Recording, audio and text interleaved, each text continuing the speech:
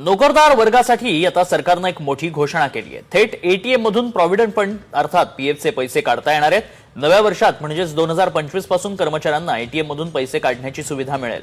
कामगार सचिव सुमिता डावरा यांनी ही माहिती दिली आहे। पीएफचे दावे जलद गतीने निकाली काढण्याच्या उद्देशाने हा निर्णय घेण्यात आलाय। नेमका कसा काढता येणार आहे एटीएम मधून पीएफ पाहूया।